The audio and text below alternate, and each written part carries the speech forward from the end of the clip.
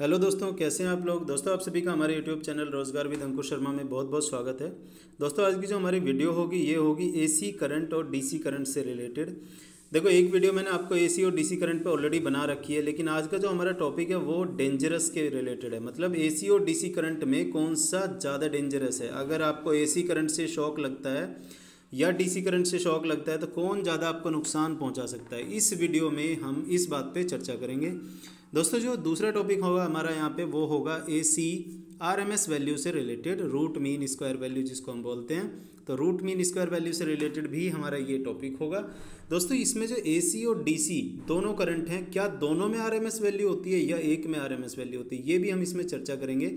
तीसरा पॉइंट जो हम कंसिडर करेंगे वो होगा कि आरएमएस वैल्यू कैलकुलेट कैसे करते हैं। ठीक है, क्योंकि ये भी मेरे पास एक रिक्वेस्ट आई हुई है, काफ़ी दिन से मैं इंतज़ार कर रहा था कि ऐसा कोई टॉपिक मिले जिसमें मैं इस पॉइंट को इंक्लूड करके बता सकूं। तो आज का टॉपिक हमारा इसमें इंक्लूड करने लायक है, तो मैं आपको ज़रूर बताऊंगा। ठीक है, कि एसी आरएमएस कैसे कैलकुलेट करते हैं या डीसी में भी क्या आरएमएस वैल्यू होती है।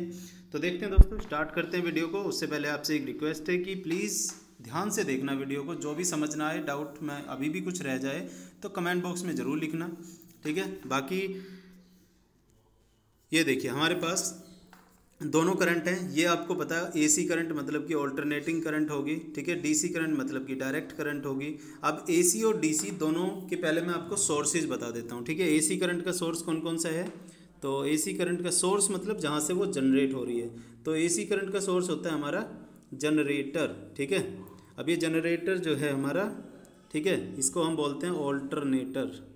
ऑल्टरनेटर भी बोलते हैं। ये जो ऑल्टरनेटर या जनरेटर है, इससे हमारी एसी सप्लाई निकलती है, जो कि हमें एज ए डोमेस्टिक सप्लाई के रूप में अपने घरों में हम इस्तेमाल करते हैं। तो ये जो एसी करंट है हमारी, ये हमारे घरों में इस्तेमाल भी होती है, जो कि हमारी ग्रिड से सप्लाई हो रही है। जो ग्रिड से इलेक्ट्रिसिटी हमारे घर पे पहुंच रही है, इसको हम बोलते हैं एसी करंट। ठीक है, एसी सप्लाई। तो ये हो गई हमारी एसी सप्लाई या फिर एसी करंट, जो कि हमें ग्रिड से डायरेक्ट मिल रही है। ठीक है दोस्तों, उसके बाद हमारा अगर नेक्स्ट पॉइंट हम बात करते हैं, ग्रिड करंट आपको समझ में आ गया, एसी है।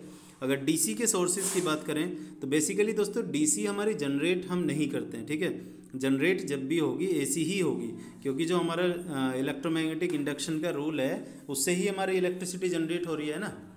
वोल्टेज जो हमारा जनरेट होता है, ठीक है, E = NdΦ/dt, जो कि हमारा फॉर्मूला है। तो उसके बेसिस पे ही हमारी इलेक्ट्रिसिटी जनरेट हो रही है, जो कि हमेशा एसी होती है।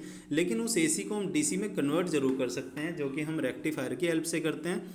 तो दोस्तों, एसी को अगर हम डीसी में कन्वर्ट करके उसको स्टोर कर रहे हैं, तो हमारे जो सोर्सेज हैं, हाँ, डीसी हमारे डायरेक्ट जनरेट कहाँ से होती है, सोलर से हो सकती है, सोलर मॉड्यूल से। ठीक है, सोलर मॉड्यूल हमारा डीसी जरूर जनरेट करता है। बाकी अगर हम एसी की इसकी बैटरी की बात करें तो बैटरी हमारी एक तरह से स्टोरेज पार्ट है। तो ये स्टोरेज का हमारा एक सोर्स हो गया। तो ये हमारा दोनों है डीसी, चाहे वो बोल सकते हैं सोलर मॉड्यूल से जो हमारी एनर्जी जनरेट हो रही है, करंट जनरेट हो रही है, वो भी हमारी डीसी करंट है। और जो हमारी बैटरी में करंट स्टोर हो रही है और जो बैटरी से हमें करंट मिलेगी, वो हमारी डीसी करंट है। ठीक है, तो हम दो सोर्सेज मैंने आपको बता दिए डीसी करंट के। अब दोस्तों, इसमें अंतर क्या आता है, देखिए, एक होता है रूट मीन स्क्वायर वैल्यू, जिसको हम आरएमएस वैल्यू बोलते हैं, जो कि आपको यहाँ पे फॉर्मूला भी मैंने दिखा दिया है इसमें। तो जो रूट मीन स्क्वायर वैल्यू होती है हमारी, वो हमारी सिर्फ एसी के केस में होती है, पहली चीज़। ठीक है, क्योंकि डीसी के केस में हमारी क्या है, देखिए, रूट मीन स्क्वायर वैल्यू और पीक वैल्यू में क्या अंतर है। तो दोस्तों, इसमें एसी और डीसी में हम अंतर आपको बता देते हैं। देखिए, एसी के अंदर आप लोग देख सकते हैं दोस्तों, वेरिएशन चलता रहता है। जो हमारा पीक मैग्नीट्यूड है, वो मैग्नीट्यूड हमारा पीक पे भी रह सकता है और कंटिन्यूसली जीरो पे भी आता है, फिर धीरे धीरे इंक्रीज करता है, फिर धीरे डिक्रीज करता है। और 50 हर्ट्ज़ फ्रीक्वेंसी हमारी होती है एसी की सप्लाई की।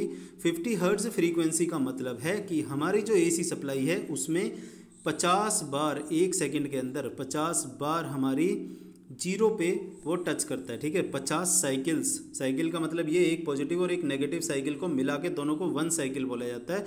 तो एक सेकंड के अंदर 50 साइकिल होंगी 50 हर्ट्ज़ की फ्रीक्वेंसी के अंदर, जो कि इंडिया में यूज़ की जाती है 50 हर्ट्ज़ की फ्रीक्वेंसी। दोस्तों, एक जो 60 हर्ट्ज़ ये फ्रीक्वेंसी लिखा हुआ है, ये यूएसए के अंदर यूज़ की जाती है, कनाडा के अंदर यूज़ की जाती है।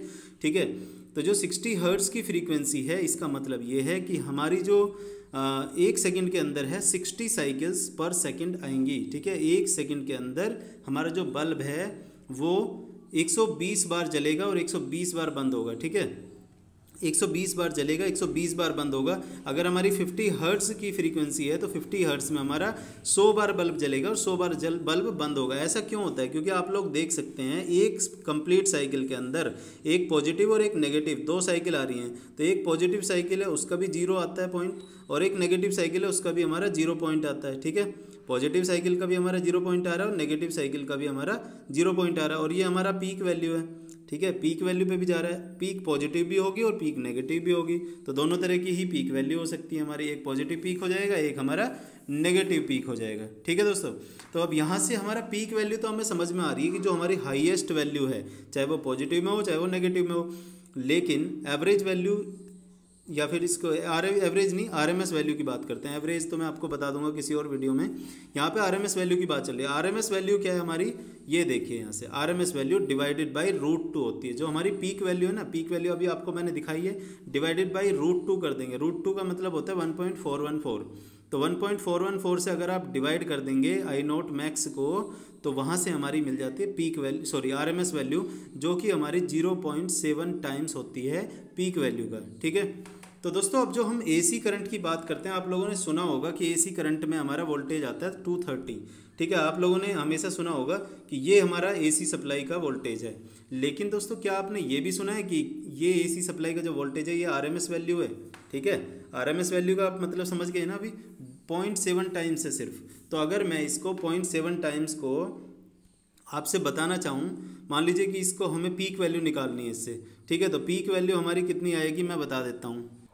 ये देखिए, अगर हम 230 को डिवाइड करते हैं 0.7 से, तो ये हमारा 328 वोल्ट है।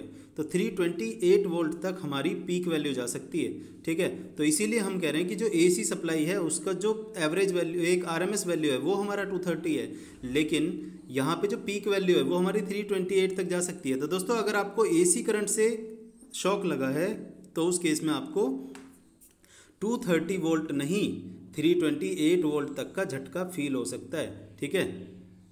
लेकिन अगर इसी केस में आपको डीसी करंट से शॉक लग रहा है तो डीसी करंट का तो वोल्टेज फिक्स है, वो तो कांस्टेंट है। ये देखिए आप यहाँ से आपको पता चल जाएगा, ये देखिए टाइम के साथ कंटिन्यूसली कांस्टेंट वोल्टेज देता है, वो डीसी करंट है। अगर हम इसको सोर्स को डिस्चार्ज ना करें तो ये कंटिन्यूसली टाइम के साथ कंटिन्यूसली सेम वोल्टेज देगा, ठीक है। कभी भी इसमें ना पीक आएगा ना इसमें नीचे आएगा कोई, ना जीरो आएगा कोई, ठीक है। तो इस केस में क्या है, हमारा डीसी करंट हमारा ऑलवेज कांस्टेंट झटका देगा। मान लीजिए 220 या 230 वोल्ट का अगर हमारा डीसी वोल्टेज सोर्स है तो वो 230 का ही झटका कंटिन्यूसली देगा। लेकिन इसमें क्या है, देखो डीसी करंट के केस में क्या है हमारा, तो इस केस में क्या होगा, डीसी करंट के केस में दोस्तों यहाँ पे हमें झटका एक बार लगेगा और वो हमें चिपका लेगा वहाँ पे, ठीक है। डीसी करंट का अगर आपको शॉक लगेगा तो वो आपको चिपका लेगा। जैसे ही आप कहीं पे कहीं टच कर जाते हो डीसी सोर्स को तो वो आपको छोड़ेगा नहीं फिर। लेकिन एसी केस में क्या होता है, एसी के केस में आपको झटका लगता है, लेकिन वो झटका ऐसा नहीं होगा कि वो भाई कंटिन्यूसली फील हो रहा है आपको। वो झटका एक बार आपको लगता है जस्ट, अगर आप उसमें छूट गए तो छूट गए, अगर नहीं छूट पाए तो फिर आप चिपक गए परमानेंट, ये मान लीजिए, ठीक है। जब तक आपको कोई या तो छुटाए ना, या फिर आप पूरा ताकत तो नहीं लगा पाते हैं उस केस में। आप वोल्टेज पे डिपेंड करता है, छोटा मोटा वोल्टेज से आपको करंट लगा है तो अलग बात है, अदरवाइज हाई वोल्टेज से लग गया तो नहीं छुटा पाओगे, ठीक है। क्योंकि वो बहुत जल्दी से इंस्टेंटली आपकी बॉडी को वीक कर देती है और जल्दी से आपके ब्लड को पूरा जला देगी।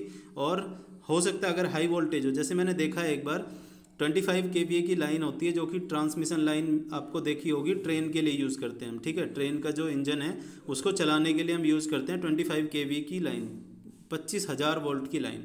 वो 25,000 वोल्ट की लाइन पे मैंने एक इंसान को टच कर लिया था, उसने हैंड, ठीक है, छत पे बैठा हुआ था ट्रेन की, उसको मैंने अपनी आंखों से देखा है कि वो उसके अंदर ब्लास्ट हो गया तुरंत, ठीक है।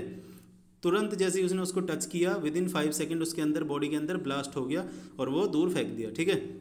तो वो ख़त्म हो गया, वहीं के वहीं जल गया एक तरह से मानो, ठीक है। तो अगर लो वोल्टेज का शॉक लग रहा है तो अलग बात है, हाई वोल्टेज में आपको नहीं छोड़ेगी। तो सीधी सी बात ये है कि यहाँ पे अगर हम देखें, अगर डीसी से हमें शॉक लग रहा है तो वो कंटिन्यू शॉक होता है जब तक वो इंसान को मार ना दे।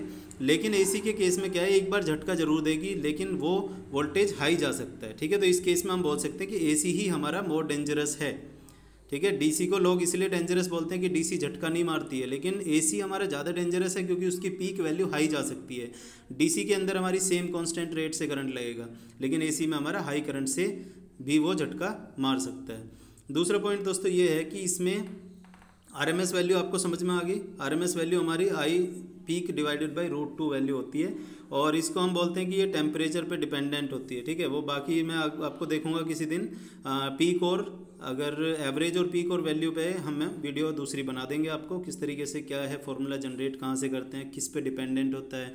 जैसे कि हमारा एवरेज वैल्यू चार्ज पे डिपेंडेंट होता है, और हमारा जो पीक वैल्यू ये आरएमएस वैल्यू है ये हमारा करंट उस पर टेम्परेचर पे डिपेंडेंट होता है। तो ये सब चीज़ें मैं आपको बता दूंगा एक नई वीडियो में, ठीक है, अच्छे से। अगर आप चाहते हैं ये वीडियो में बनाऊं तो आप कमेंट बॉक्स में लिख सकते हैं, तो नेक्स्ट जल्दी ही मैं उसको वीडियो को दे दूंगा आपको, ठीक है।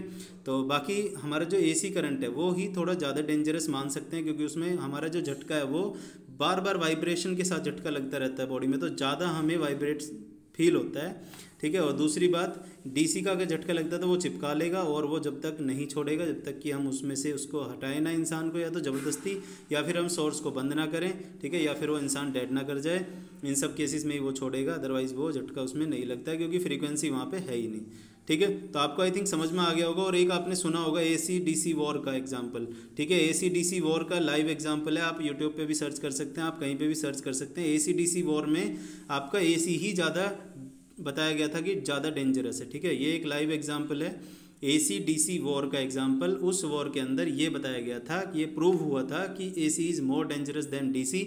ये वीडियो भी आप सर्च कर सकते हैं, या फिर ये यूट्यूब पे सर्च कर सकते हैं, या गूगल पे सर्च कर सकते हैं कि एसी डीसी वॉर में किसको ज़्यादा बताया गया था डेंजरस, ठीक है दोस्तों। तो आपको आई थिंक समझ में आ गया होगा ये पॉइंट। नहीं समझ में आया, कोई डाउट अभी भी बचा है किसी भी तरीके का एसी डीसी करंट से रिलेटेड, आप कमेंट बॉक्स में लिखिएगा, हम आपको नेक्स्ट वीडियो में ज़रूर उस डाउट को क्लियर करेंगे। बाकी चैनल को हमारे सब्सक्राइब कर लीजिए, क्योंकि कोई भी इलेक्ट्रिकल की वीडियो आपको यहाँ पर ज़रूर मिल जाएगी। बाकी मिलते हैं नेक्स्ट वीडियो में। Thank you for watching.